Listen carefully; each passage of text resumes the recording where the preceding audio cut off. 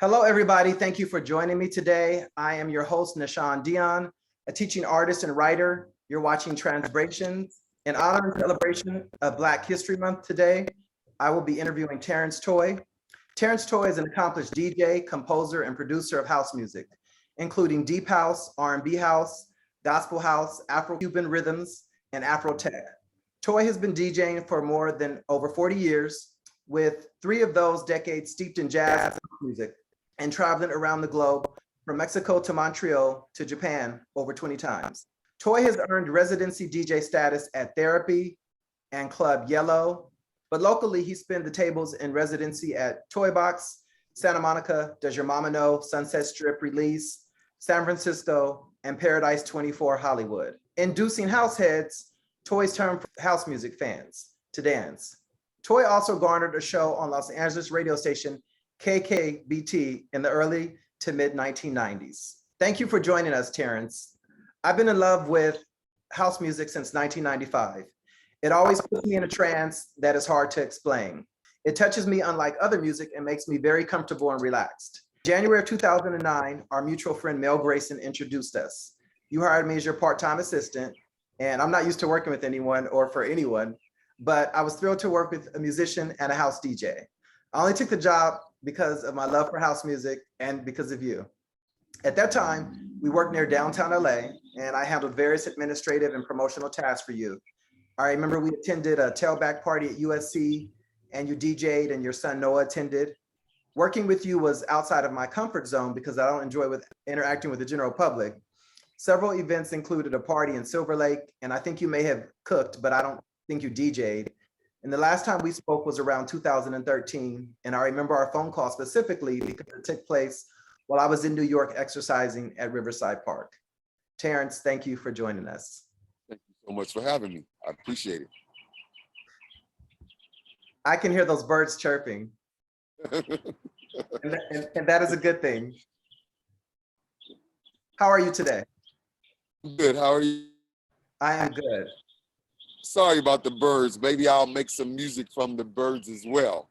I think you're outside. This is not a garden, correct? Correct. It's the front of my home. Okay, it's the front of your home. The birds are not a problem. So where are you from? What's your background?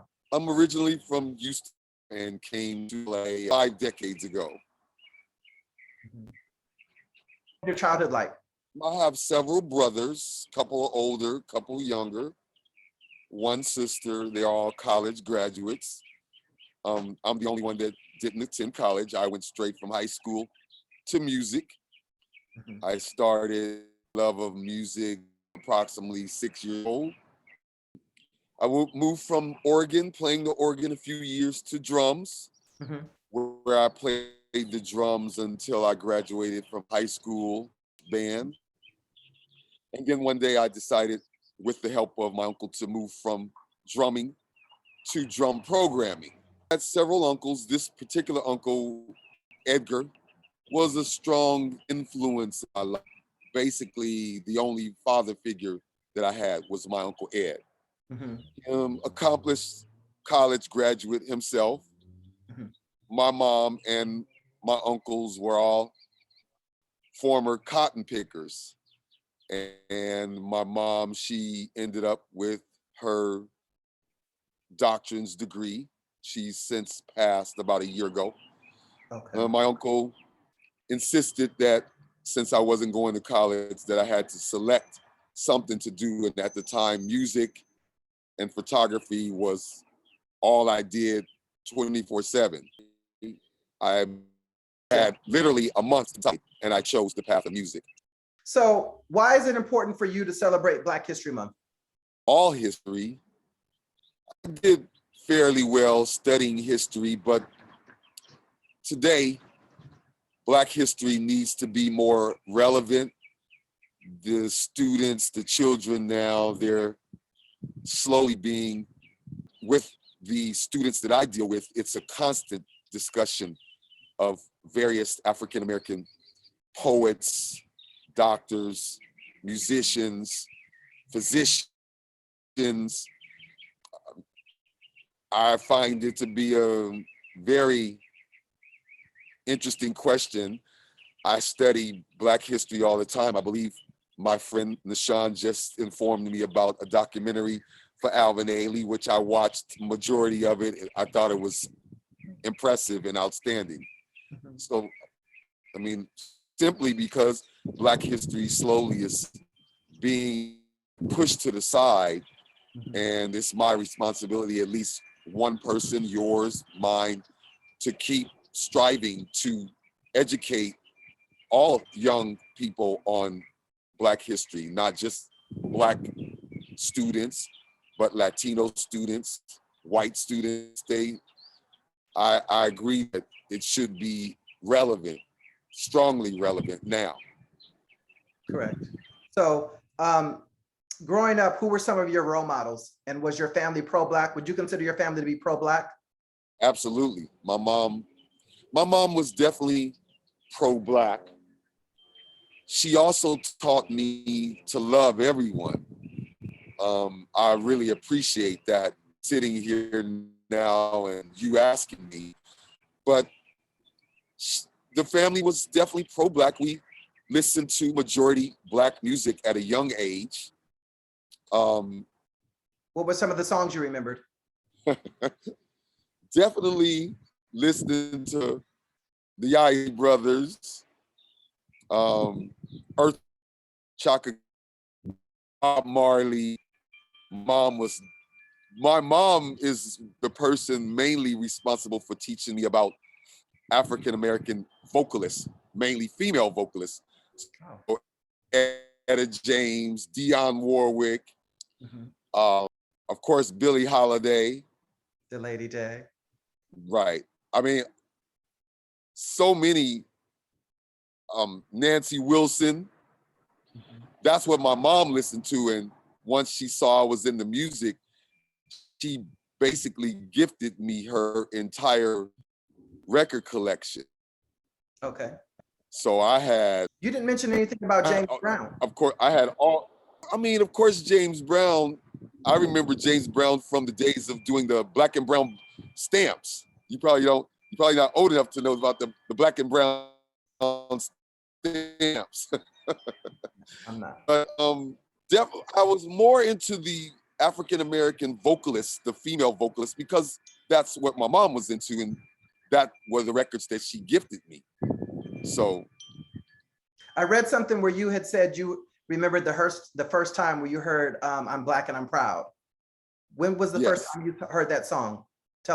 Baldwin Hills Mall, and the song was being played. Of course, that was an anthem. The song was an anthem. I didn't quite understand, other than that I'm Black and I should be proud. They're having all this Black lives issues, you know, with young men being murdered in the streets. It has more of a meaning. It has more of a, right, it definitely does. And we're going to get into that later on in the discussion. For people who are tuning in that don't know, what is house music? Can you explain it? Well, house music was born in the gay clubs of Chicago. The music was innovated there because artists, Black artists, gay artists could not get work in the club scene. And Larry Levan from New York, Frankie Knuckles from Chicago, Ron Hardy, they all used to do a club called The Warehouse. But they started that club so performers like 2 Tons of Fun, Sylvester could get work. So they had a home to perform in. That's how it actually started. That's the truth of how it started, because Black gay men could not acquire work in those days, early 80s. And tell me this, we know that it originated in Chicago at gay clubs. In an interview, you had stated that some people don't like to associate house music with gay culture or gay clubs. Why is that? Well, it's not around the world. It's mostly in Los Angeles, fortunately, where I live. Now, my introduction to the music in LA was at a gay club, a very famous gay club called the Catch One. And if you wanted to hear this music in that day, straight or gay, that's where you had to go. There was no exceptions. If you loved that music in that time, and I mean for thousands of people, at Catch One by Billy Long, rest in peace. And who was Billy Long? Billy Long was the resident DJ at Catch One. He was the resident. Jewel hired him at an early age, and he was resident until he passed. Okay. Of course, guest DJs like myself, Marcus Wyatt, Tony Largo, we all had guest spots there, but the resident DJ at that club was Billy Long. Was Billy Long. So I'm going to read a quote of yours right now. Sure. I'm just pulling it up. Bear with me for just 1 second. Sure. Unique, artistic, deep, and soulful. Those are all descriptions for how you approach your craft and how you have made a prominent name for yourself throughout California, across the country, and abroad. How did your love of house music develop? How did you start spinning house tracks? Well, originally I was not a house DJ. I played R&B, top 40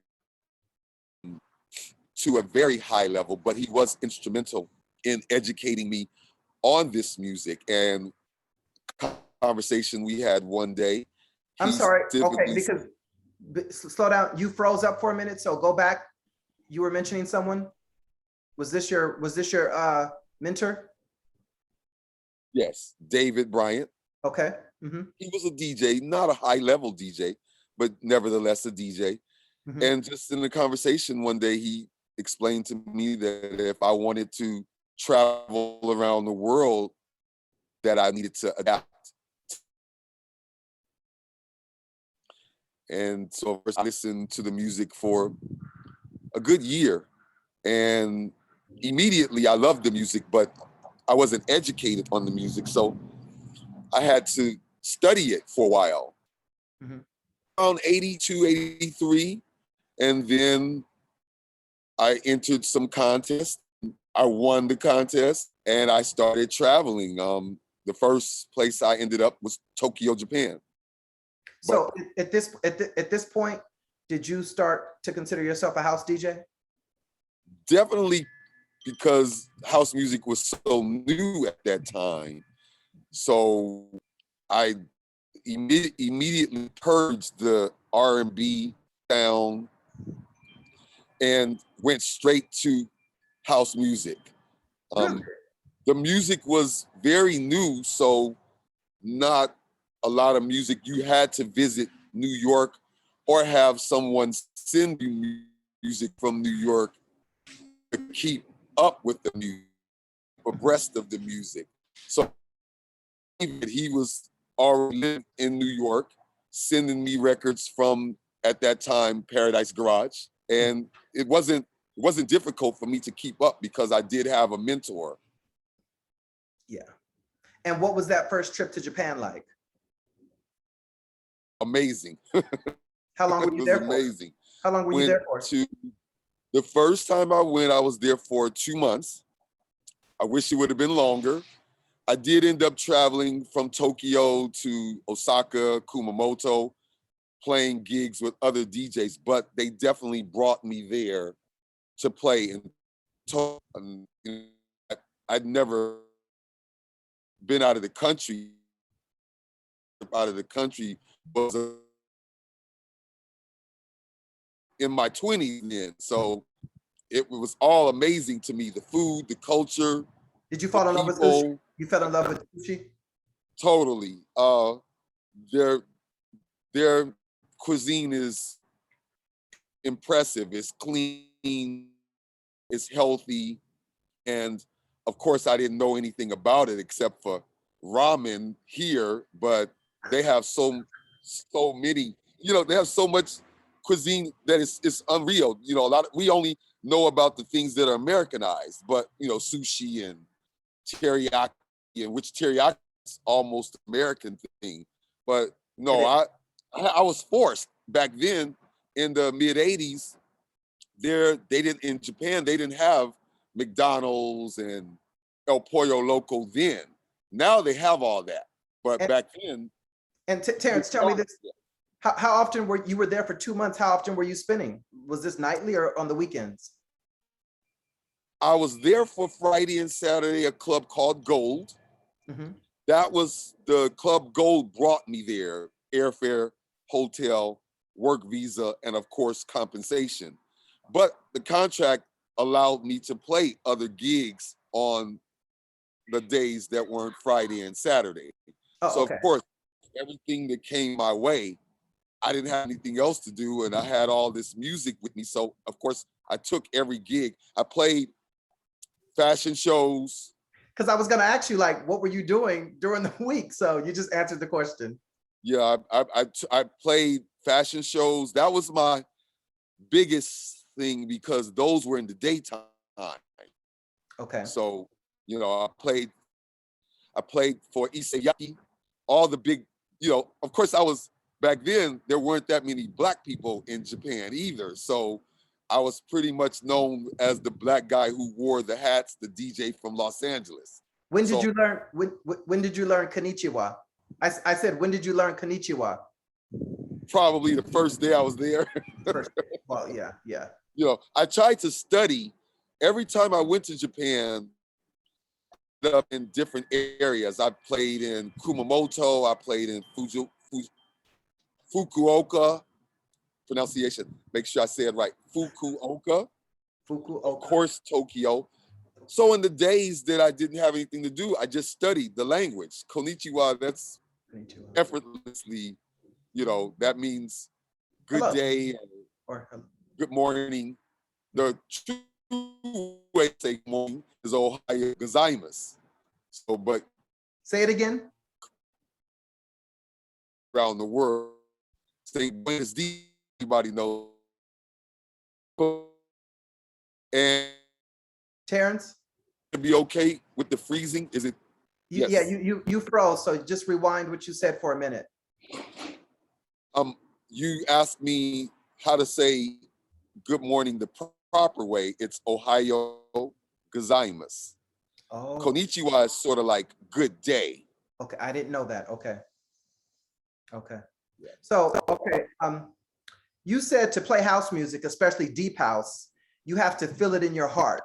You're a trained musician, a skilled drummer. Tell us about how that influenced you being a house DJ, and what is music theory? Well, music theory to me is the movement of music, especially with house music now. The music is moving to that level where it has singing.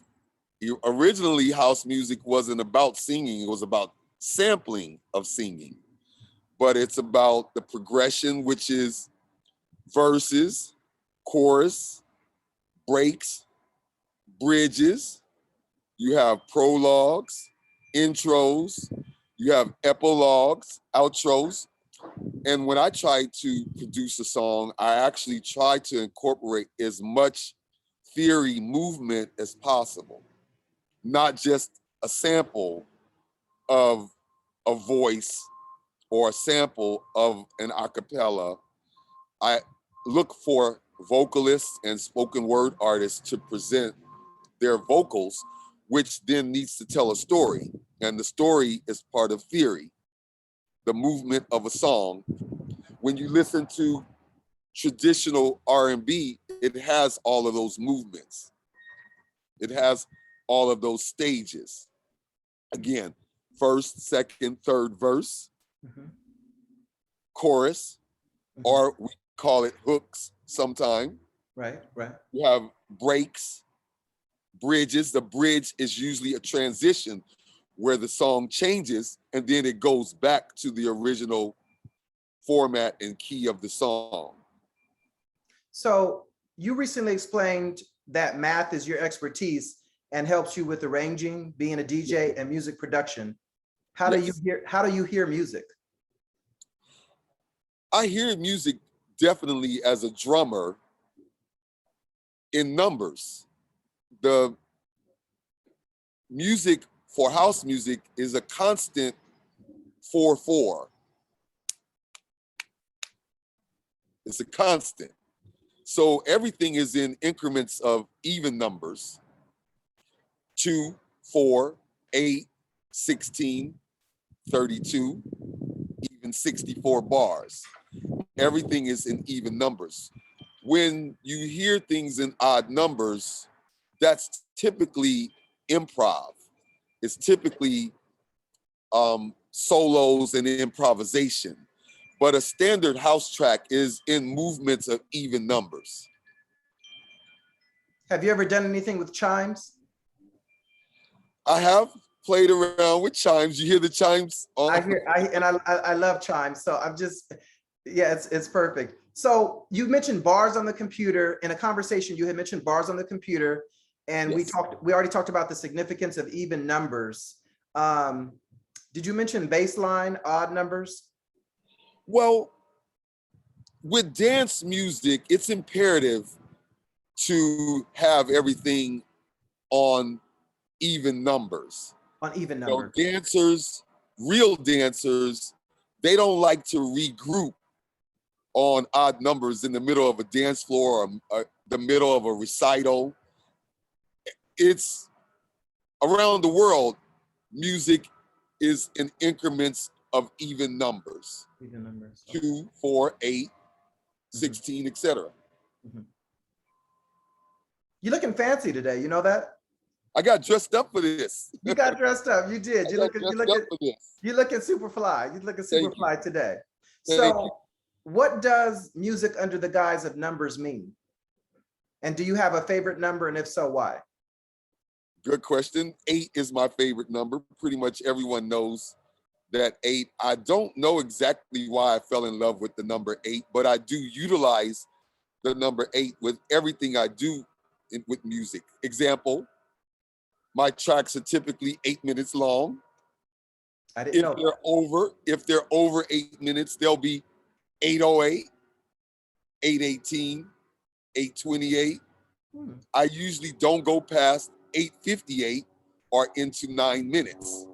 It's just habit. People always, other producers that I work with, have worked with, other musicians, they always ask me, why is everything in increments of 8, 8, 8, 8? The number 8, as far as I have looked up, means infinity. I like the design of 8. On a dial tone, since my name is Terence Toy, my real name, real last name, Alvin James Toy is my father. But I always use 88 for TT. You did? I didn't know that. I didn't know that. Yeah, so like on a dial tone, Terence Toy is the number 8. So I use 88 keys on a keyboard. On a grand piano, there's 88 keys. So it all circles around to where at this point, I love the number 8. If I do a track that's half of that, I'll do it for 404. You know, I don't focus.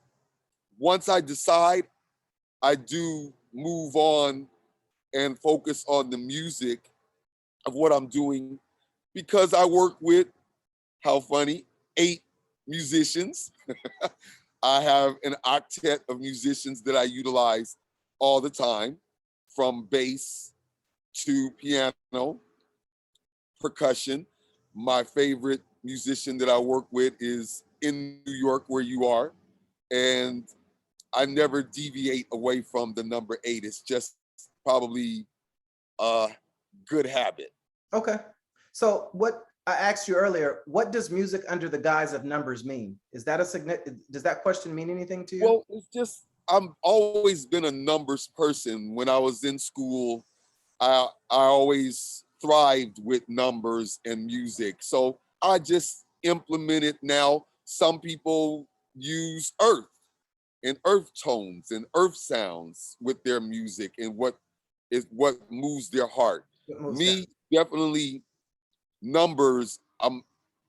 I see everything with music in numbers.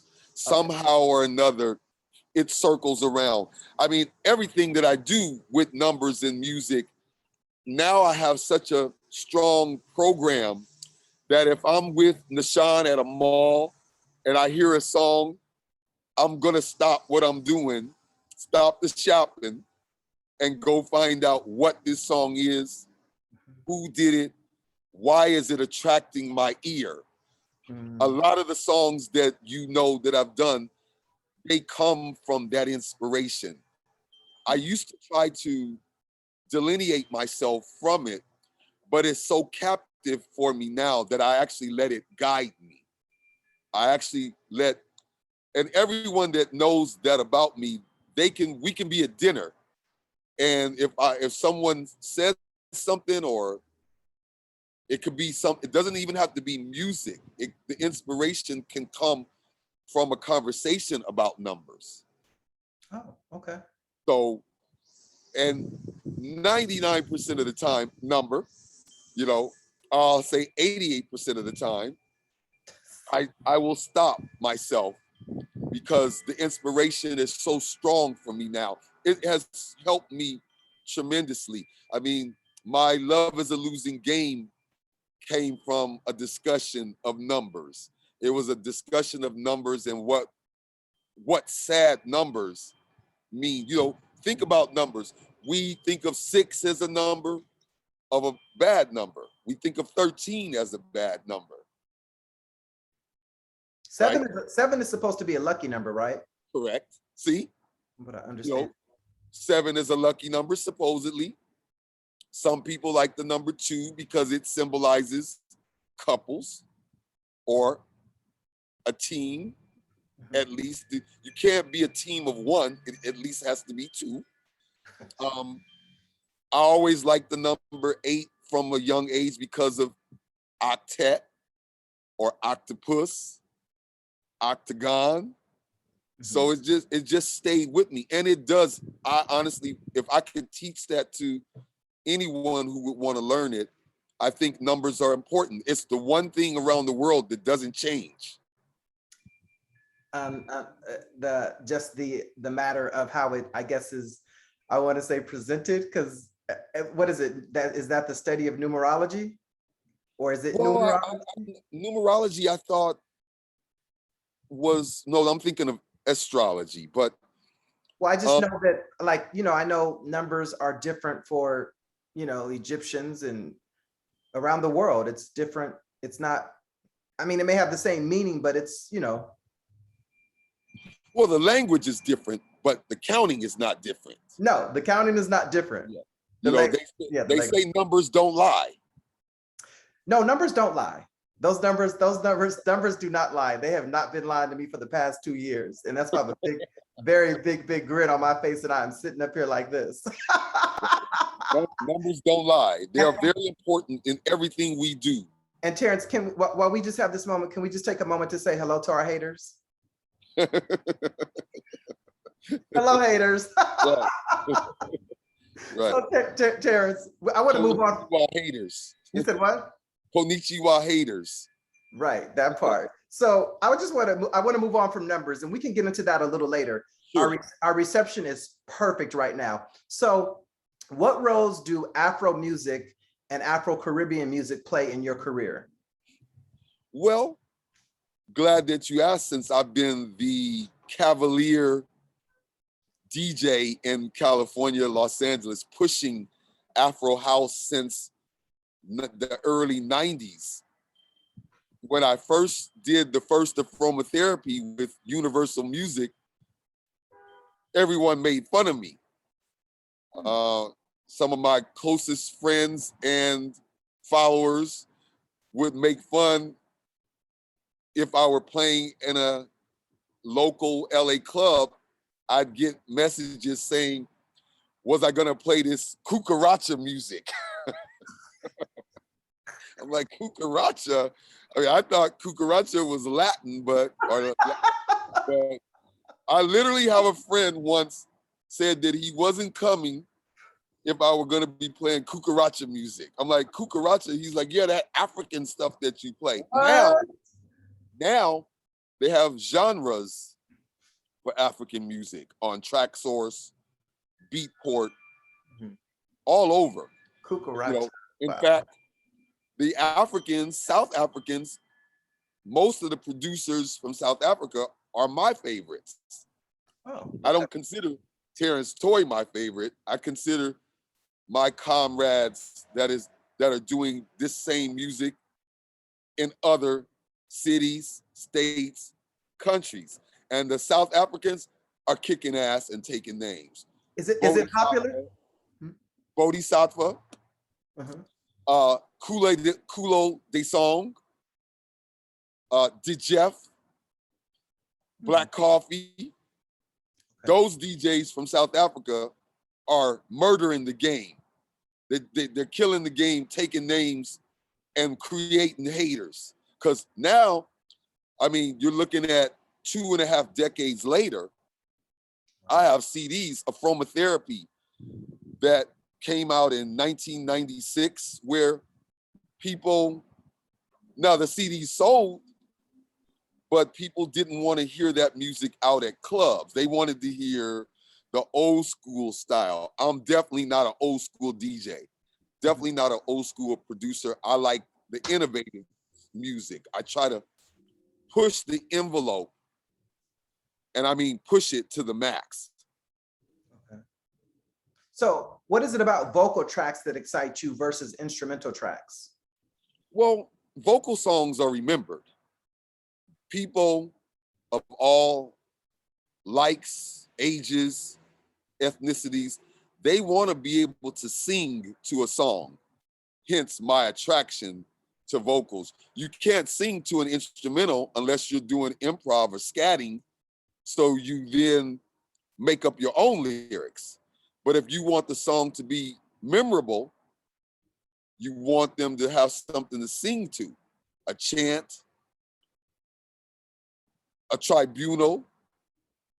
You know, it has to have lyrics to be memorized. I mean, my girls' daughters are 8 and 10 years old. They can sing every song on TikTok. But what if the song didn't have any lyrics? What would they sing? So that's what attracted me to vocals. Plus, I like the task and the task of trying to keep and make music with theory and keep it in key. You know, a lot of house producers, they don't care if the music is in key or not. I actually care. You know, I'm not pitch perfect, but I work with musicians like Brian Forbes, Manyongo Jackson, Nick Smith that are pitch perfect. So if I get it wrong, I have amazing musicians that work for me, with me, under me, over me, that can educate me and tell me, teach me in the different phases of theory as the song moves in its 8 minutes of what's in key and what's not in key. I want the music that I present, produce, play, for it to be heard everywhere, not just in the clubs or the club scene. I want it to be played everywhere. I want it to be played at Taco Bell. I want it to be played at Walmart. I want it to be played in churches. I'm working with a young artist from San Diego, vocalist that sings only gospel house. Amazing young artist, DeAndre Franklin. How funny too. Franklin, you know, that's a very well-known gospel name. Right, without saying the first name. Yeah. So we kind of answered this question. You kind of talked about it earlier with the numbers influencing how you work. What inspires you to create certain mixes?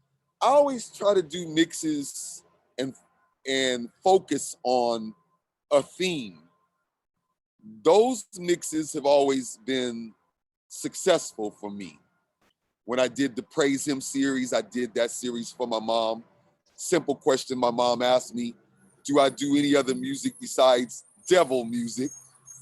How come I didn't do any gospel music? So that enticed me to do the whole Praise Him series 1 through 8 for my mom, 1 through 8. Also, the Terence Toy series is all stemmed from bullfighting. So there's Dance of the Bullfighter, there's the Matador, and those are all Latin-based music from cumbias, but cumbia house, salsa, salsa house, merengue, merengue house, all the various genres of Latin music that at least I feel I'm educated in. Have you ever visited Brazil? I have not visited Brazil, but all parts of Mexico. Africa? No, not Africa yet. I'd love to go to South Africa for the African house music movement there. I have to go to Africa with you. You've been to Africa? I've been to North Africa. I've been to Egypt for 2 weeks. I'd love to go to South Africa. That's the music that speaks to me mostly is from South Africa. The South African house music, the African house music with those producers that I mentioned and more. I mean, you have Manu, there's the Abaca Soul. I'm not sure where Abaca Soul is from, but they definitely have that African influence. What is that event and when is it again? The event that you said you wanted to go to? It's not even an event, it's daily, weekly, monthly, annually in Africa. South Africa, you have so many African DJs producing this music, and I mean, doing a splendid job of it. They're not half-assed doing it. They're killing the game. I had no idea. I'm learning so much more about house music, and I've loved it since 1994, 1995, and I mean, no one knows everything about everything. You know, we're all still learning every second moment. Wow. So you stated that you are the Quincy Jones of house music, correct? I want to be the Quincy Jones of house music. Oh, you want to be the Quincy Jones of house music? I'm hoping that I'm getting there with winning contests and doing interviews with yourself, LGBTQ, Apple. I'm striving for it. I'm a fan of Quincy Jones. I think he is an impressive arranger, producer, composer. You know, speaking of Black History Month, he would, if you make me select top 10 people, he would be in my top 10. Quincy Jones is amazing. He's amazing. He is. He's definitely a Renaissance man. You also said that house music used to be all over the place. Has that changed? I feel it's changed. It's, you know, when I started, there were a few hundred DJs. Now there's probably a few trillion DJs. I'm sure. So when the numbers increase like that, of course you're going to get quality. You're going to get some non-quality, but for the most part, if the DJ, the producer, the arranger is on his game, if he eats, drinks, sleeps house music like I do, then of course there's millions of DJs, producers doing better than myself, but I am trying to focus on arranging. I'm not trying to focus on DJing as much. I'm not trying to focus on clubs as much. I'm not trying to focus on traveling as much. I'm trying to focus on arranging. I even surround myself again with musicians that have thousands of hours of training under their belt. I mean, I have a solid team now. I mean, Ashanti Dykes, he is an amazing guitar player. Of course, I have dozens of vocalists, singers, not just musicians, spoken word artists, rappers. I mean, we plan on bringing back the genre of hip house. I don't know if you ever heard that term, hip house, where Queen Latifah was one of the leaders of hip house. I don't remember it, but I remember I've heard the term before. I have. Yeah, hip house songs like House Music All Night Long. That was a rap song. You know, you have Girl, I'll House You. You have Let's Get Jazzy. There's so many, you know, hip house was big. Mm-hmm. And then the rappers, of course, moved into a different area. You look nice, don't worry. Oh, thank you, Tim. But I want to bring that back. I'm trying to utilize spoken word in place of it. So for the spoken word artists like Louis Hale, Sheree O'Neal, like they're spitting, that term, that's the actual term, spitting. They're spitting knowledge, but they're spitting knowledge in the form of spoken word more than rapping. Okay. So Frankie Knuckles was often called the godfather of house music, correct? He is the godfather. Frankie Knuckles is the godfather. Did you ever visit the warehouse? Did you ever meet Knuckles? Well, Frankie was on my show on KKBT. So I didn't get to visit the warehouse, but I did get to visit the Paradise Garage. I went to the Paradise Garage at least 4 times. I actually got to play for about 30 minutes once at the garage by accident because Larry was busy doing his thing in the booth and he told me to throw some records on. This was the days of vinyl. So he let me look through his records and play some. And I remember playing 8 Arms to Hold You. I remember playing Don't Keep Me Waiting by Tia Monet. I want to make sure I get the name. Tia Monet, 8 Arms to Hold You. I mean, I remember those songs were in his records and I had those records. So of course I played those that morning because it was probably about 6 o'clock in the morning. You know, it was the garage was an all night thing. I've never been, but I do know that it is legendary. Right. I know they had some problems, I think in 2004 with shut down or something. My favorite song of Frankie Knuckles was I'll Take You There. I could play that song 1,000 times and that was my favorite song of his. So you mentioned your show on KKBT. Pardon me? You think it's KKBT. KK, right, not KKK, it's KKBT. Yeah. So on Fridays and Saturdays on Los Angeles 92.3, The Beat, from 1 to 2 a.m., you hosted the Underground Beat. You said it's the education beat and the new face of radio is house music. Maybe I'm dreaming. I used to listen to the beat often, especially when Theo was the DJ. And I don't think I was aware or had ever heard your show before. How did you become the host of that show? Well, it started originally as a 1-hour show. They advanced it to a 2-hour show. Then they advanced it to a 4-hour show. And at that time, they had 4 DJs playing 1 hour. I was one of the DJs. Marcus Wyatt was the other DJ. Doc Martin was the other DJ. And Mark Lewis was the 4th DJ. Okay.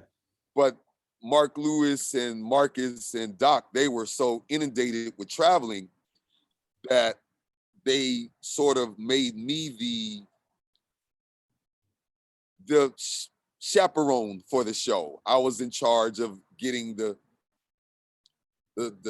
shows, the individual mixes, because it wasn't live in the beginning. The show was all pre-recorded. So when I would be out of town, I would try to tune in best I could. And they would always play the wrong drops or sweepers. So they would play my show and they'd play Doc's sweeper. Mm-hmm. I'd always call in and complain. So when they decided to take the show live, they decided to hire me. That was the first when anyone was hired and was paid. Initially, none of us were being paid to do the show. None of us. And so they told me that the reason they wanted to use my voice was because they heard my voice on all of the voicemail messages complaining about the mistakes that they were making. Wow. That's how I got the show, was from me complaining. So for the people who always complain about me complaining, but, you know, that's how white folks usually stay or get in positions where they're in, all the complaining that they do. So it works. So yeah, complaining, it works. it does work. I have to Oh, say, it pays off. Trust me, it pays off. I And it pays complain very to my well. musicians all the time when they don't get something I'm trying to guide or instruct them on. I'll complain and send a message or an email at 4 o'clock in the morning. But eventually the complaints, honestly, all joking aside, the complaints do work. Oh, 100%. 100%. It's a form of standing up for yourself as well. It is. It is. So, and addressing a legitimate concern, issue, you know, correct. Whereas a lot of other people, you know, they overlook things or they let it go or they don't want to ruffle feathers. And it's like, you know, it is what it is. I don't let nothing go. I don't either. I don't either. Go. No, and as you shouldn't. So you mentioned before that you feel it's your responsibility to teach and that you've been given the opportunity to be a professor of house on the air.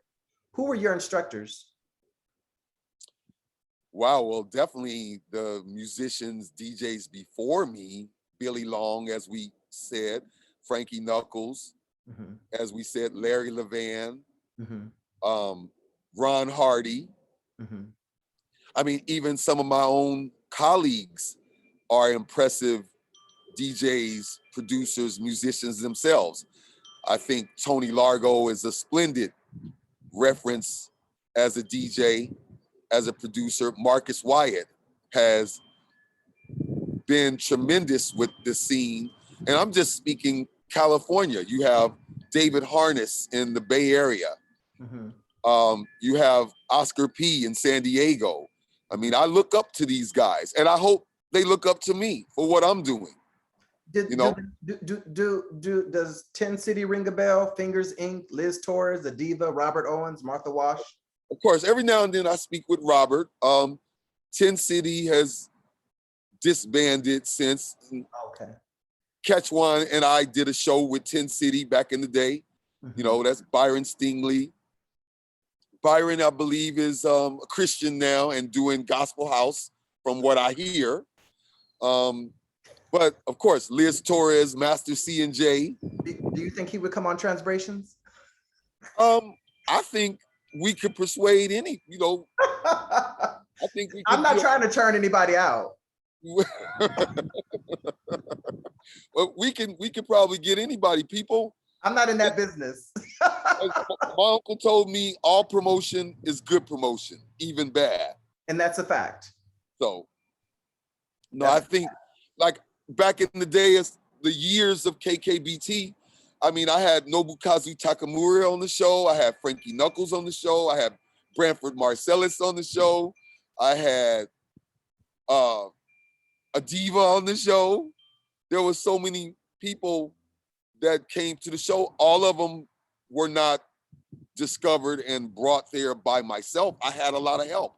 Marcus was my co-host on the show, and he, you know, he's world renowned. So he could help us bring people to whatever. I mean, I speak with him on occasion. I was just joking with you. Oh no, I am not. I don't joke about anything music. If it's music related, I don't care. Like I say, let's do it. If it's gonna teach the children about the music, I'm in. I'm in. I raise my hand. I'm in. And the children need to learn more than ever. Exactly. You said some time ago, I'm in love with being on the radio and teaching people. I want to be influential in making the kids run out and buy that album. And one of the responses was LA gang member had, do you want to tell the story about him? No, go ahead. You go. No. This is your show. Well, we know it's my show. No. Go ahead. You want me to tell? Okay, so LA gang member called into the station to tell you how he didn't think he was going to like it, but he said the show opened his eyes and you responded. Well, I mean, I remember the call. He initially said, if I may, take this gay shit off the air. He said, and what? So I was like, well, what? Yeah, he initially was opposed it. Oh, Terence, I'm gonna have to edit this. You're gonna get me taken off the air. was I mean, but you know, when you're in the studio, you're running tape. They have the big reel-to-reels. So they have 40 numbers or 40 lights. You click each light one by one.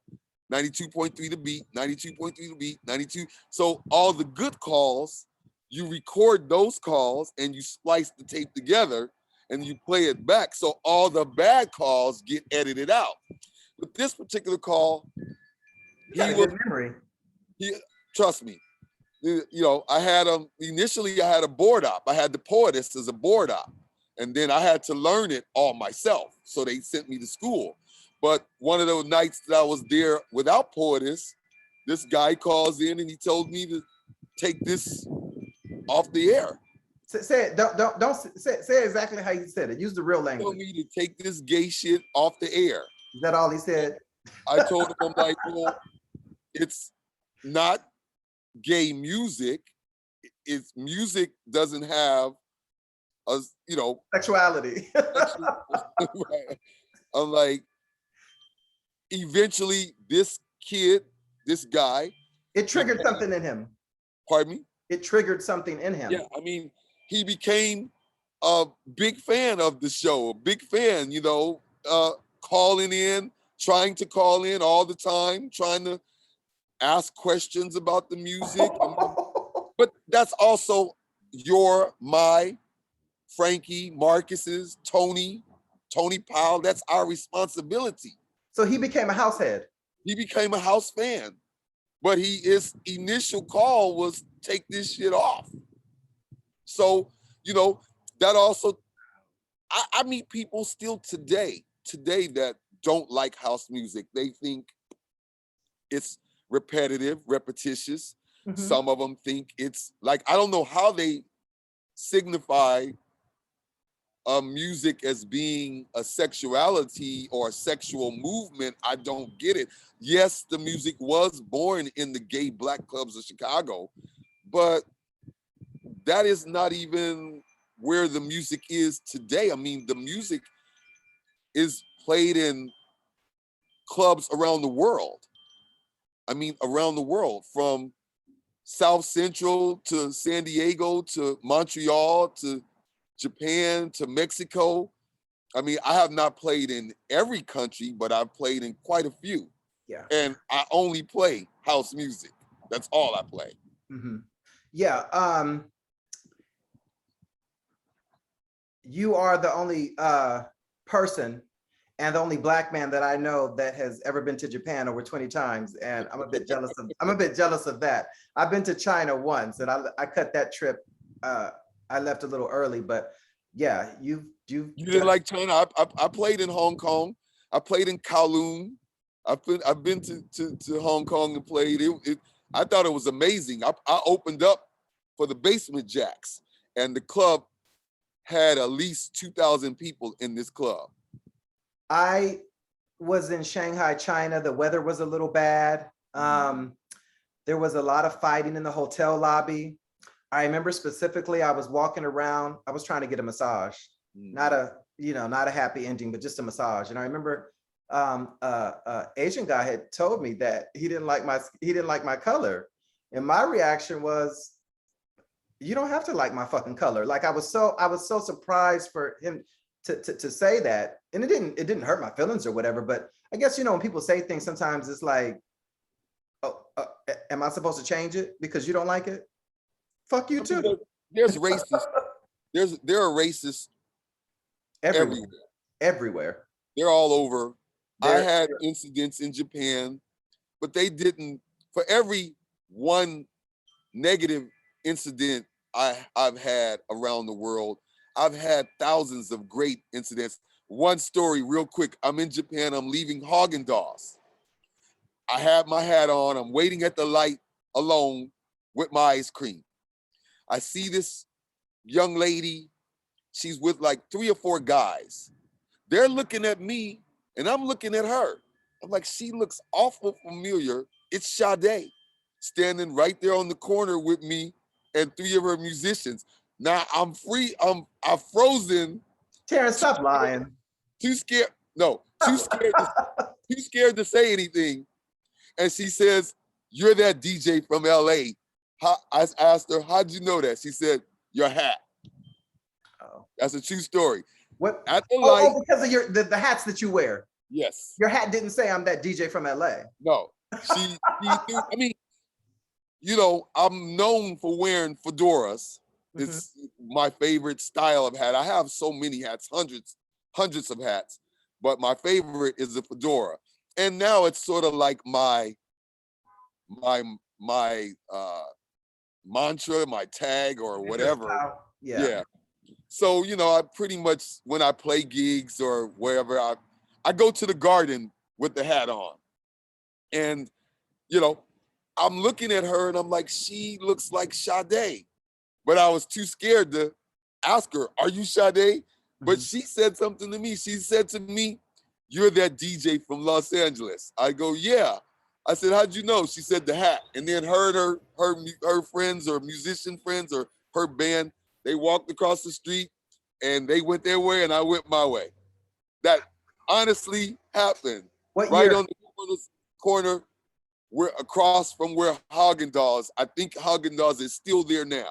What year would this have been? 89, 1989, when she was really in her heyday.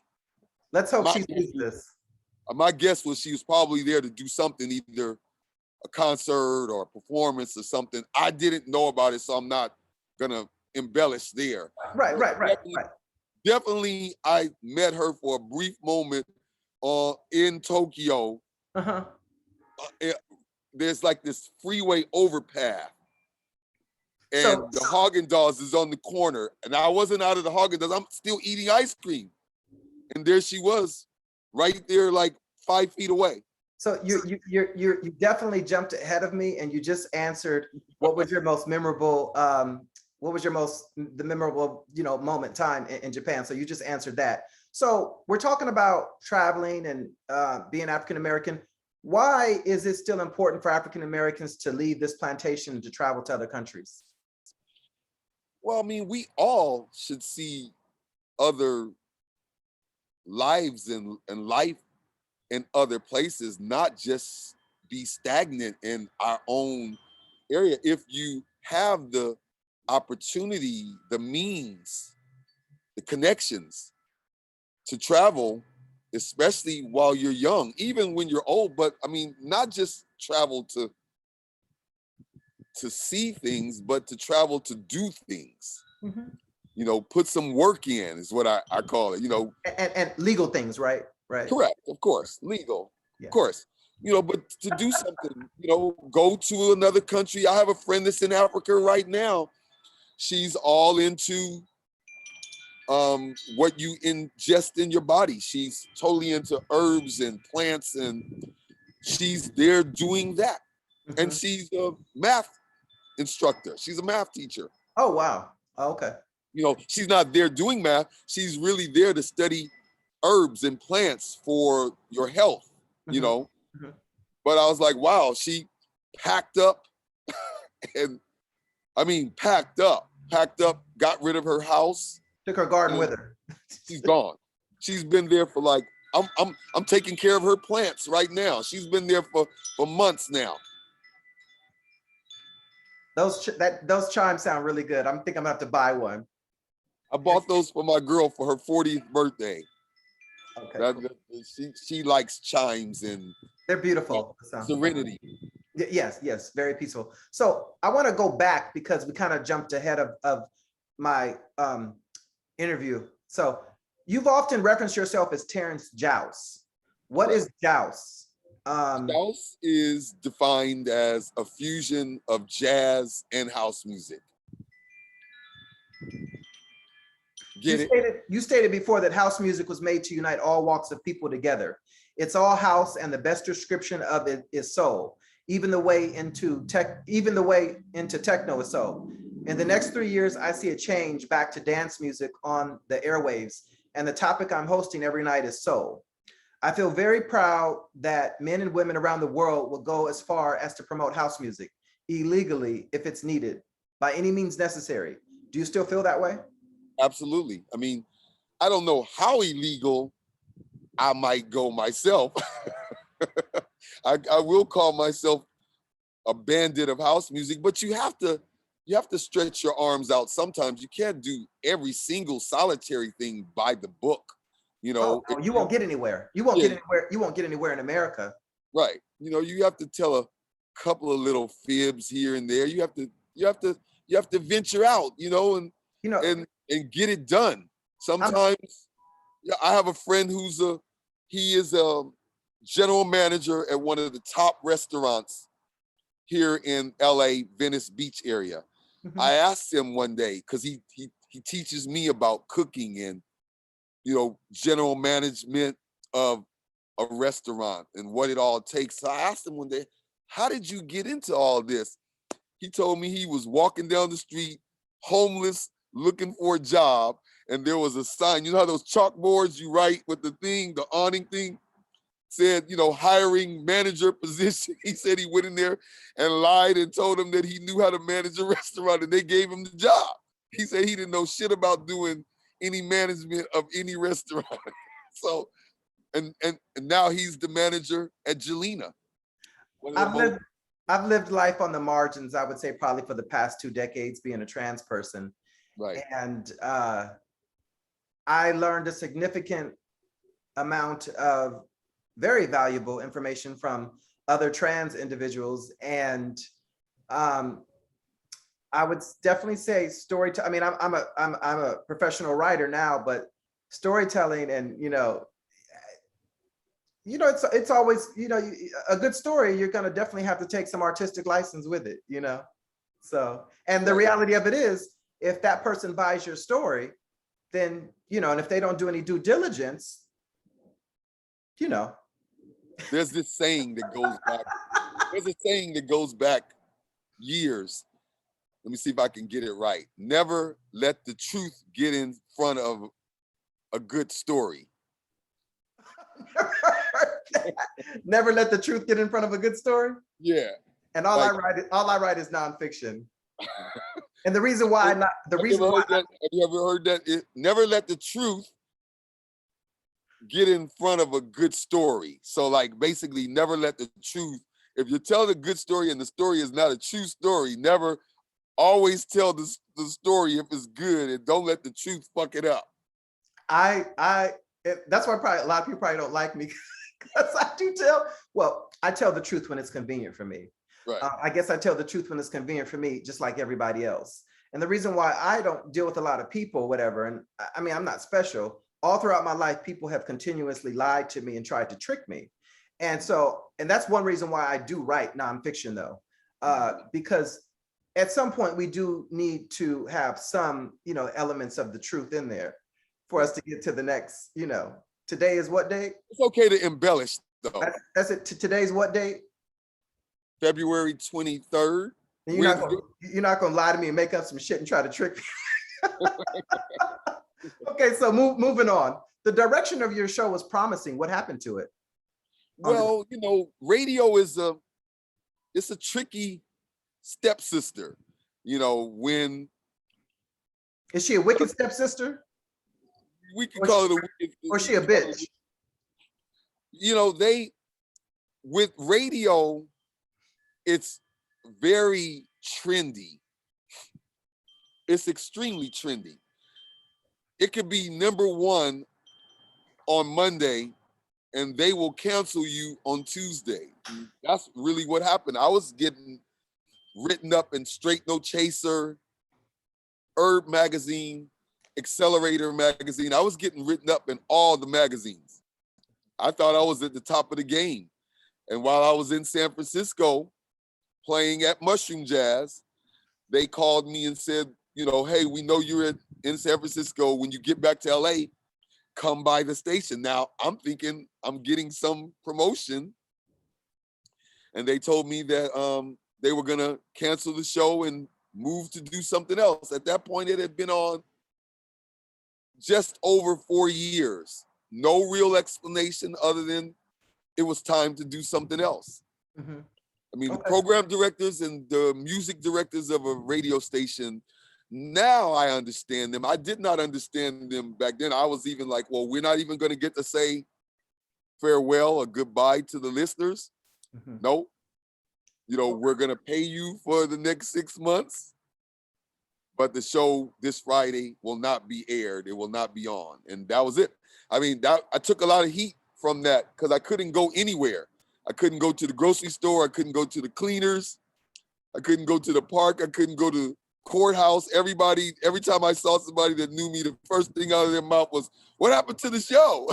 Where is it? And you got tired of talking about it. I had to tell this story over and over. And then finally, it took about 2 years for it to dwindle down. It took about 2 years. That's how much they loved it. I'm not even embellishing there. It took about 2 years for it to stop, for people to stop asking me, did the show move to another day? Are you on another station? What happened to the show? Because did the radio station get bought out? They did eventually, but that wasn't the excuse on why they canceled me. They canceled me. The program director and the music director brought me into the office, same as when they brought me in to tell me that I was going to be the host of the show. And they told me that the show was going to be canceled, that they were going to do something else. And I mean, it had a good run. It was over 4 years total. I want to start cutting your answer shorter. One quick question.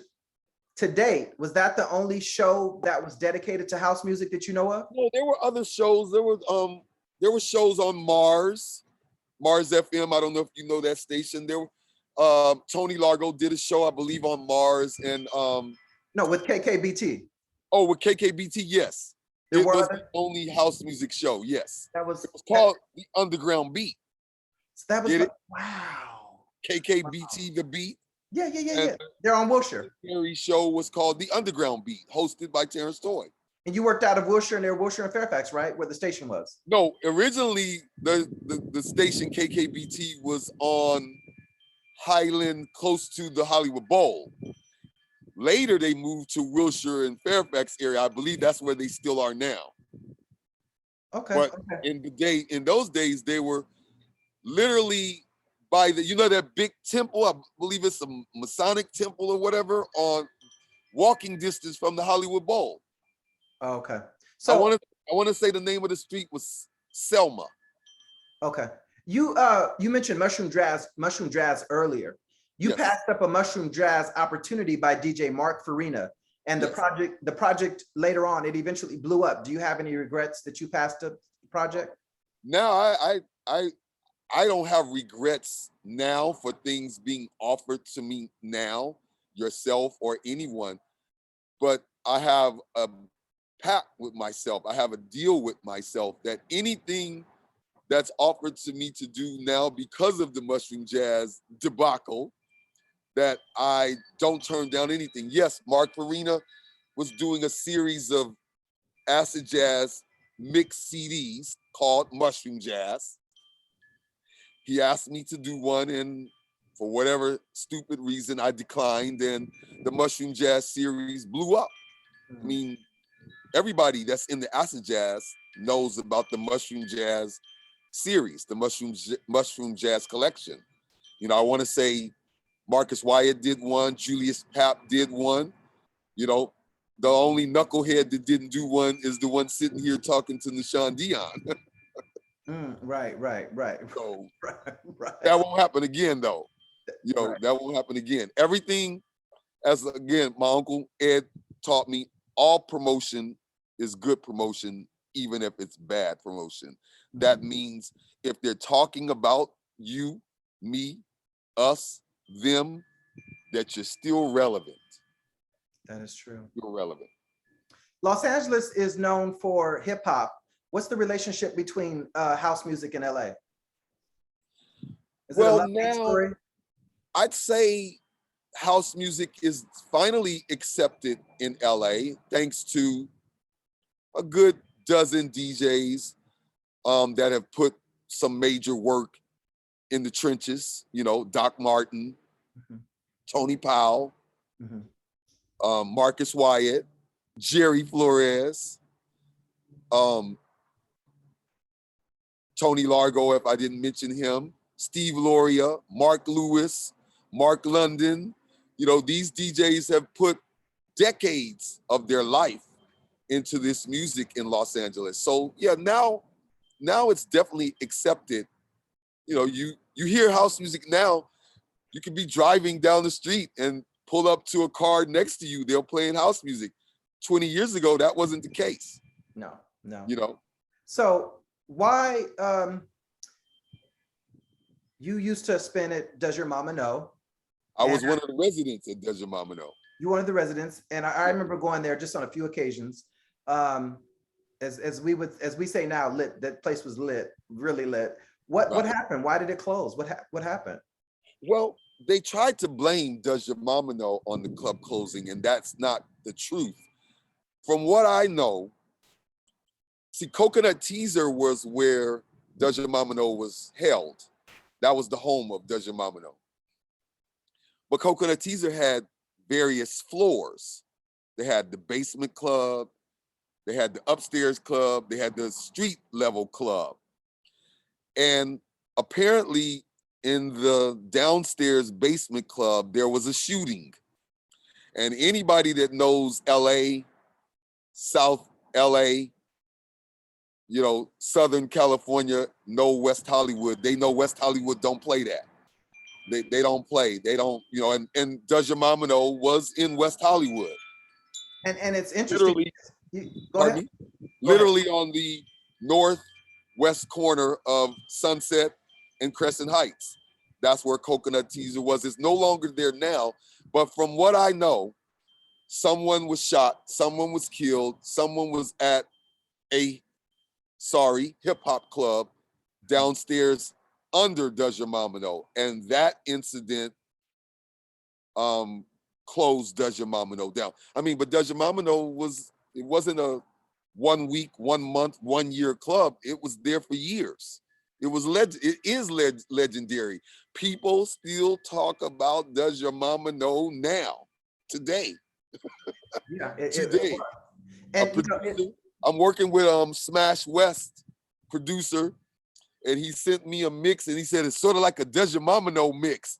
I mean, like, I want to ask him, did you ever go to Does Your Mama Know? Did you, most people, younger people in their 30s and 40s, they didn't get to experience Does Your Mama Know. Do you have video footage from there? I do not have video footage. I have mixes recorded from there, live mixes. Mm-hmm. Me, Largo might have some footage. Marcus might have some footage. Largo was the founder of Does Your Mama Know. Tony Largo is the person who created Does Your Mama Know. That was his project, his baby. Did they ever think about starting it again? He's done some annual events. I believe he has one coming up in the summer this year, 2022. And he does events with it. He brings myself back, brings Marcus back. He had so many legendary DJs there, from Louis Vega to Frankie Knuckles to, Danny Tenaglia, Jojo Flores. He's had so many. I mean, the club is legendary. People around the world still talk, still converse about Does Your Mama Know, still today. So, want to start cutting the answer short, because we probably have about 30 minutes left and we still have some questions. So even though I'm not a fan of his, one of my favorite tracks that you always played, and I assumed was yours, was Vote for Obama. And it was very beautiful and hypnotizing to me. Who created that track? That was Scott K. DJ Scott K. He did the Obama track. I asked him, could I use it for the George Floyd project, and he granted me permission to use it. But that's DJ Scott K. DJ Scott K. And which tracks and albums of yours are the most popular? Well, I would have to say the ones that sold the best was the Praise Him series. The Praise Him series. Which Yes. year was that? I did 8 volumes of the Praise Him. The last one was in 2015, 2016, while my mom was still here. Mhm. Your mother But she was living in California? yes, I mean, but my favorites, if you ask me, my favorites are the dashiki series and the aromatherapy series, hence the African music. So I did a series called dashiki. I did a series called aromatherapy, like aromatherapy, but aromatherapy. I get it. Yeah. So as a Black man and a father to a 25-year-old male, what has your life been like in Los Angeles? Well, I'm gonna make a short answer for this one. Mhm. If you're trying to be a good father and a diligent father, your work never ends. Um, my son came with me today to the garden. He's 25 now, and he loves going to the garden, but that took, 2 decades of his life to entice him to work in nature and work outside. Most Black men, there's a stigma with gardening and digging in the dirt and plants, but I taught my son the angle. Do they say that's for sissies? Well, yes. I think so. No, I don't think it's for sissies. I think they say it's for sissies. they say it's for sissies, but they say cooking is for sissies, but the biggest chefs in the world are men. That is true. And yeah, that is true. They say cooking is for sissies, but I do 98% of the cooking at my house. They say gardening is for sissies, but Ron Finley, one of my boys, he's done wonders with gardening, with his TED Talks.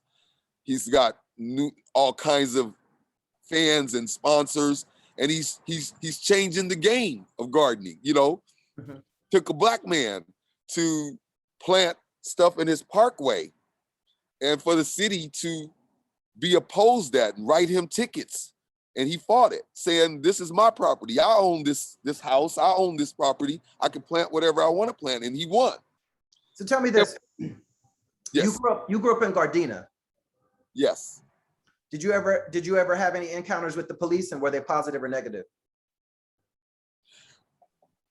I had some negative encounters with the police. I'd say 3 very negative. Obviously, I wasn't hurt or beat up, but very close. Very close. I was with a basketball friend of mine. They made us get out of our car and lie in the middle of the street, face down. Once I was at the Hawthorne Mall, and I was with a girl that was Black but light skinned, and the police pulled me over and thought she was white, and asked her, why you with this nigga? She wasn't even white. she just was. This is how stupid they are. They don't realize we come in all colors of the rainbow. Shapes and colors. She wasn't even white. She was Black. She just was light skinned. And what did she say to them? They put her to the side, Uh-huh. but I heard them. And so when we got back in the car, I said, what'd they say? And she said that they asked, why you with this nigga? Damn. At the Hawthorne Mall, And she said, because I love that nigga. I don't remember what she told him. I just remember I heard them ask, and I heard the N-word. Wow. I heard it. You heard so it. I was like, wow, did they just, but I didn't want to get killed or beat up, so I kept my mouth shut. Mm-hmm. Yeah. But I asked her when we got in the car, they didn't ticket me. I was trying to find a parking spot in the mall. And so they obviously were targeting, I think they call it, one of my boys, he's an FBI agent. He said they call it profiling. Mm-hmm. So, she probably looked lighter than Black. And they pulled me over in the mall parking lot. I wasn't even on the street. Obviously, they didn't perceive her to be a Black woman. I've been blessed. I have to say, I've played in Asia, Mexico, Canada, and I have, a few incidents, but to me, most of my experience as a DJ, mixer, producer, arranger, traveling. They've been beautiful encounters. They've been beautiful. I've met some beautiful people of all walks and lives, including yourself. I mean, you can't make up this stuff. I mean, us being at the USC, you know, tailgate party, you know, you can't make that up. So, Yeah. you know, no, but I say for every bad incident, I have thousands of good incidents that I can rely on. Draw up on. Yeah. Right. So we probably have about 20 minutes left. As uprising sparked by the murder of George Floyd spread across the nation and around the world, how did it affect you? How did that affect you? I mean, I was scared. You know, George Floyd to me looked like me. He looked like me to myself. There's been so many within the past, I guess I would say, decade. What made George Floyd affect you more? Because it was filmed and they couldn't take that recording away. So that recording went viral and it showed the world, this is how you're treated when your skin is chocolate or dark chocolate. When you got that melanin. Right. You know, this is how you're treated. You better shut the fuck up and listen if you want to escape the predicament alive. That's what if you want to breathe again. Yeah. I teach my son to comply. Be quiet. Don't talk back. We're not still yet there where we of color, you and I, can be lipping off to the police. You very well percentage could end up at least hurt. Maybe not killed, but at least hurt. Yeah. At least hurt. So you're a musician, and did you, after a certain period of time went by, were you surprised that you didn't hear more of, you said, I have Black friends of mine saying nothing. In essence, not even using the tool of a DJ to do something other than look at me, check out this track I'm working on. Correct. Some people who have platforms often remain quiet regarding controversial topics. Does that surprise you? Do you feel they have an obligation to speak up and offer support? It does surprise me. To me, I think the higher level in whatever, if you're a hairdresser and you're at the top of your game as a hairdresser, it's your responsibility. You have an obligation to speak up for the people under you. These incidents won't stop if we stay docile or dormant and don't do anything, and don't acknowledge it. Yeah, you have to take whatever tool you have to speak up, especially if you can speak up in the surroundings of safety. If you're safe, you can do something, say something, be something, stand up for something. You know, as my uncle used to say, as a Black man, you have to stand for something. You have to stand for something. You can't just be a negative being on the planet. You have to stand up for positive things and do your part, even if your part is 1 cent, 2 cents. Put your 2 cents in. And oftentimes people won't speak up because, they're obviously afraid, or they fear there will be some type of ramifications, whether it be financial or, losing friendships or respect, or, it's a host of reasons. And we could talk about that list of reasons probably until 2025 or 2026, and we're not going to. Or longer, but we just, it's the simple answer is we all have to stand up. We need to all stand up and stand up for one another, especially if we're a person of color. So during June of 2020, in a Facebook post, you asked your fellow musicians and producers and DJs, so nobody is going to say anything musically about what happened. What was the response? And did you think about what you could do? Well, people shied away from the post. I probably got about 50, 60 responses. I expected more, but that goes into the realm of what you and I are discussing, that people, they want to do what's safe for them. They you know, if it's not safe, they think, oh, it's not going to happen to me, so I don't have to say anything. That, you know, that's not my problem. It's not my business. Let them handle it. You handle it, but I'm not going to handle it. And so I wrote the post. Of course, I got emails and text messages and phone calls. And then the question came upon my own shoulders. Well, you're talking smack and you're doing nothing. And so I said, well, what can I do at my age? I could do something musically. Mhm. And then I thought, well, what? And then I came up with the Think George Floyd. So I put together a little over an hour of love songs. And I don't mean amour, I mean love for a human being.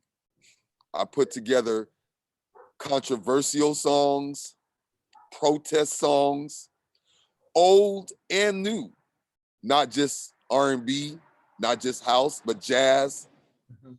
hip hop, spoken word, Mhm. classical. I think I touched on 7 or 8 genres in that hour and 15 minutes. And I guess it worked because other DJs started following me with that. I know at least a dozen DJs who did it, which is what I wanted them to do their version or rendition of it. And it was titled By Any Jazz Necessary, and Any Jazz Necessary streams on K-Stars. Yes, And the program was titled Think George Floyd. correct. What was the community's response? I mean, I think as far as the episodes on By Any Jazz Necessary, it garnered the most attention. You know, it got the most responses, thumbs up. An article was written by Melina Paris for it, and thousands of people read the article. I mean, I have in my studio the actual article framed. You know, I didn't even do it for that notoriety. I did it so people could just be conscious that even in music, from Gil Scott-Heron in his day to Abby Lincoln to Hugh Masekela to Terence Toy, you know, even white people have done protest songs. I mean, The title of your time now. episode. It's time. The title of your episode. The title of your episode was Think George Floyd. You wanted them to think about George Floyd, and you did that. Yes. How did that affect your website? I mean, you know, again, I have to reiterate, I didn't do it for the numbers to go up. I did it for the consciousness of it. Right. But, you know, when you do things sometimes with that in your heart, things do go for the better. So, to be honest, all of those platforms, while this was an issue, blew up.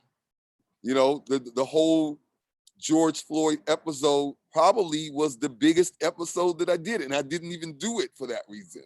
Right. So, you know. Your website crashed? Pardon me? Your website crashed? No, I mean, well, it did crash, but it was only for like a day. But, you know, I have a really good guru, got it back up, handled it, took care of it. And we also posted the actual episode on SoundCloud. So, you know, I utilize SoundCloud, the platform, for backup, and it worked. It's still up now. It's the George Floyd episode. For the people who want to hear it, you just go to Terence Toy SoundCloud, and the George Floyd episode is still there. You said you received over a few 100,000 hits? Yes. Wow. Yeah, it was ridiculous. You know, like, if I had done it for those reasons, that wouldn't have happened. But I didn't do it for those reasons. I came up with the series Think years ago, and I dribbled that ball to Jojo Flores in Montreal, Canada. And I borrowed the episode so we can, think is to be conscious, obviously, to think about what happened to George Floyd, that it could happen to us. And I mean, I didn't even realize there's so much protest music around the world. Black and white people have done protest music for over a century. Decades, right. So I can tell by your enthusiasm and the numbers, which you weren't seeking, but you're definitely happy with the results. Oh, so, definitely, 100%. You had a white friend of yours, she's a female lawyer, and she had sent you a message. What was that message that she sent you? What did she have the nerve to say? George Floyd was a criminal, and, it was all negative. She couldn't believe, and she didn't appreciate you doing an episode on him. Right. She, to my knowledge, I've been blocked, but. She counseled you. I got blocked, but that's okay. I could take a hit, I could take a punch. Everybody that knows me knows I could take a punch. So, I took that hit, and I take that hit again.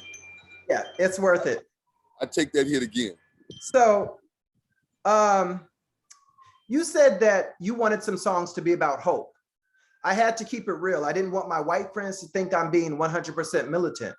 I wanted them to reflect that I'm not being prejudiced, to acknowledge through my compilation that I have all of these songs in my body.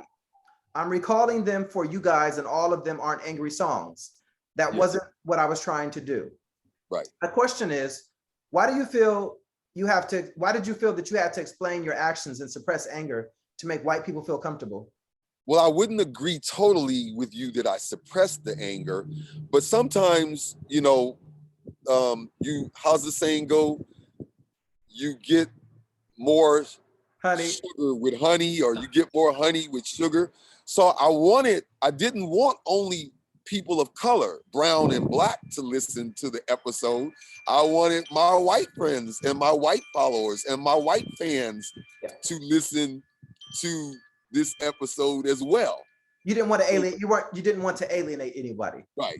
And so in order, you had to sprinkle some controversial stuff and some angry black man stuff with some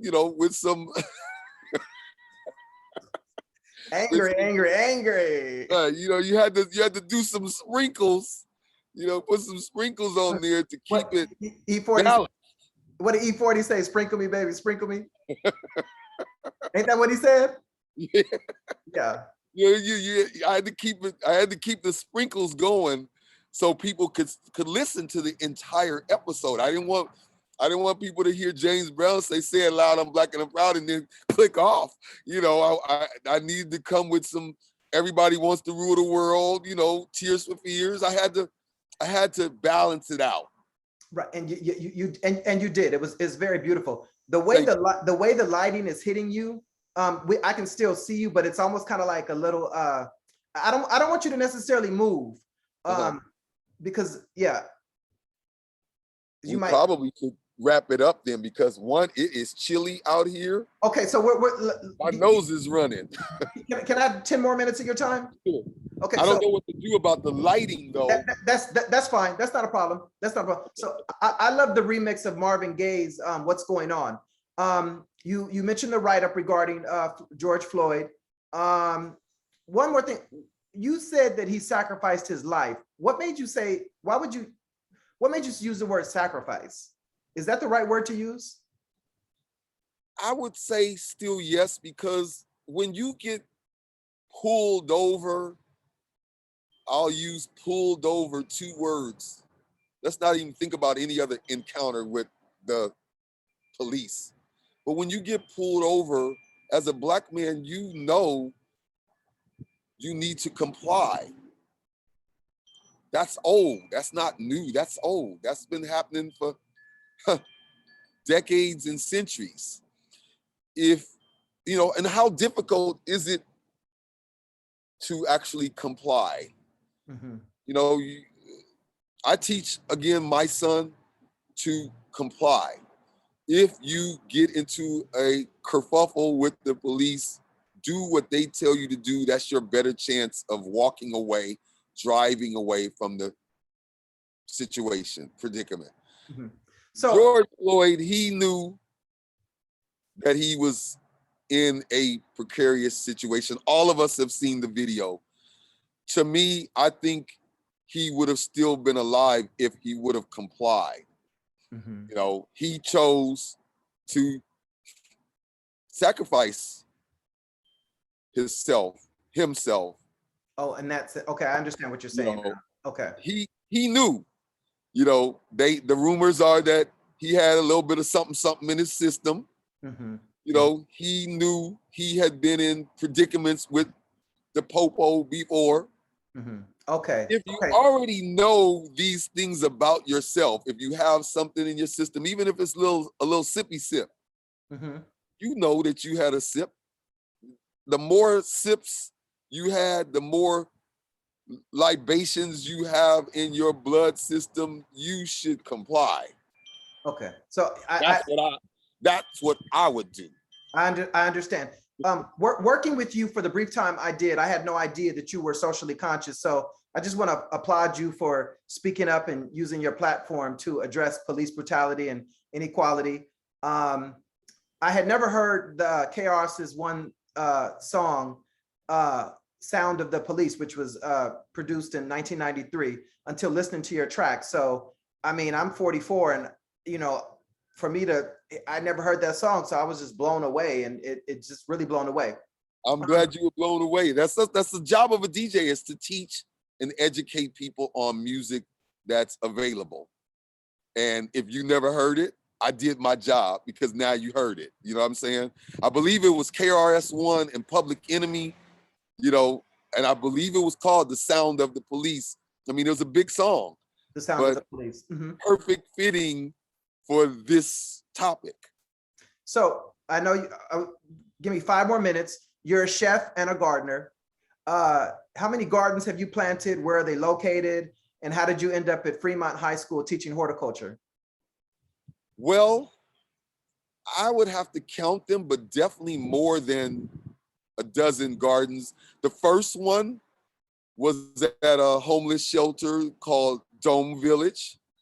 Second one was at Solano Canyon. It's still there. I did Vermont Square for a few years. I did Valle de los Niños in the Valley. Mhm. I did Little Red Schoolhouse, a charter school on Highland and Willoughby. I did Mansfield Garden on Willoughby and Mansfield. I'm at Fremont High now. The Fremont High and the National Land Trust was looking for someone to take over. I believe it's 2.5 acres. There's a orchard there, Mhm. more than 50, 60 trees, And so, fruit trees. Crucius, what happens with the compost? What happened with it? What happens with the compost? What's it used for? Who gets it? Well, at this particular garden where I'm employed now, they have the LA compost that works under me for dealing with the compost. But I do my own composting at the garden. I do my own composting at home. You know, I help Ron Finley with his composting. I definitely push everyone to do composting, because otherwise the trees, the dead leaves, when a tree falls, when a branch falls, those things get tossed, and it should be put back into the ecosystem. This lighting, I just want to say this lighting is perfect. The way that sun is hitting, I'm all about lighting. I don't know if you know that, but that lighting is hitting you perfect. The sun is literally shining the rays. When you see this, I don't know if you can see it, but what I'm looking at, what I'm seeing, See it, but I can't wait to see it. it's so beautiful. So it's do you have any special goals this year? And if so, have you made any progress? Well, I would like to actually acquire a second garden. I want to try doing managing, handling, taking care of 2 gardens this year. At the same time, I made a commitment with Refuge Recordings and my executive producer, who's Samuel Saunders, that I would complete one song a month. That's an arduous task. So we are now in the latter part of February, and I haven't actually completed one song, but I have some ideas on how to expedite that. It's still early in the year, so I'm working on a gospel house track with DeAndre Franklin right now. I'm working on a Black Lives Matter track with Lewis Hale and another Black Lives Matter track with Sheree O'Neal. Oh, okay. Right now. So I'm working on 3 tracks. Oh. Neither are finished, but I'm knocking at the door with all 3 tracks. So you just answered my next question. What's next for you? So those 3 tracks. So just 2 more things, and I know you got to go. You're getting cold. I'm already cold. And Black folk don't like cold weather. No, we don't. Many of your fans for several decades, from several decades love you and miss you, especially since the pandemic, and want to see more of you and learn more about you. Are you exploring other opportunities like a documentary or writing a book? Well, I've been in some documentaries. I was in the Catch One documentary for Jewel. Right. Yeah. Mm-hmm. But one based around you. Pardon me? One based around you and your career, your life.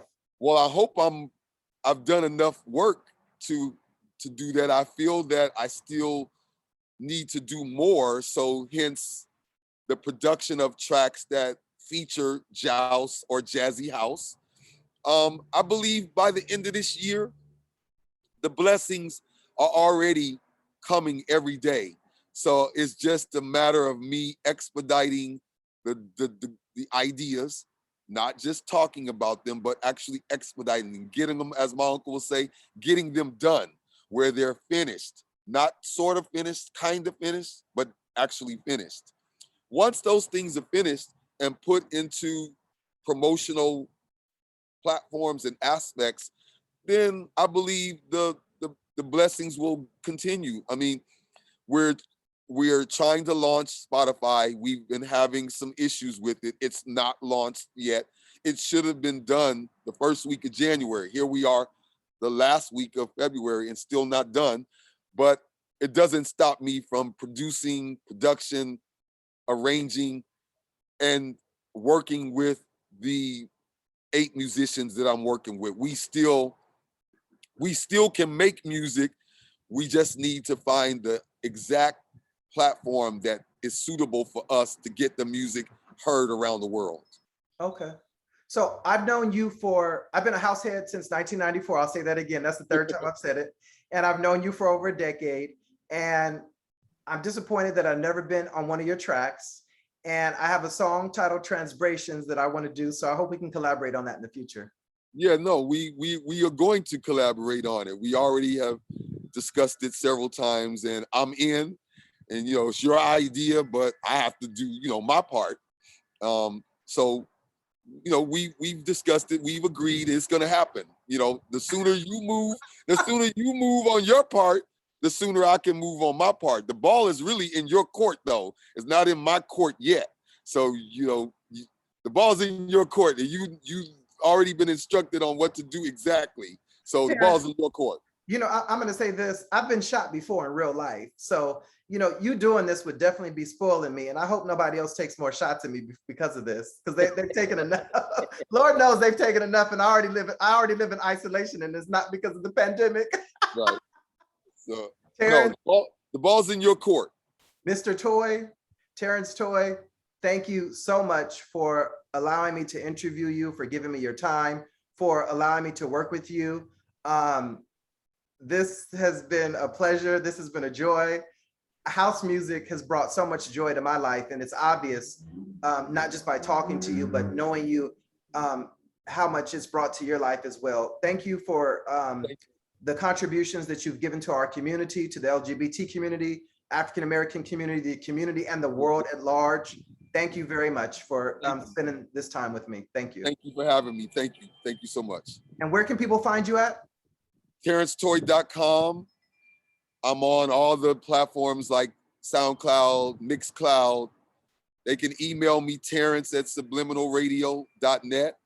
I'm on Facebook. My son handles the Instagram. Just put Terence Toy, 1 R, no A's, T-O-Y. Your son has a name, right?